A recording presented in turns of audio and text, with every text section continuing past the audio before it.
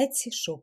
How and where to add a new listing after opening an Etsy shop.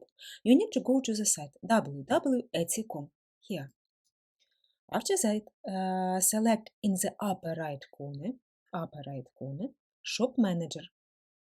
Click here on Shop Manager. After that, select Listings. Look here, Shop Manager, Search, Dashboard, Listings.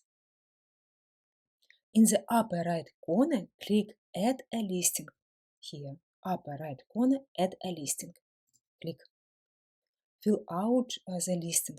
Fill out every cell, every department, every full listing.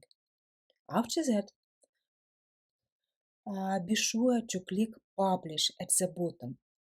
And after that, your listing will be here in the listings, like mine.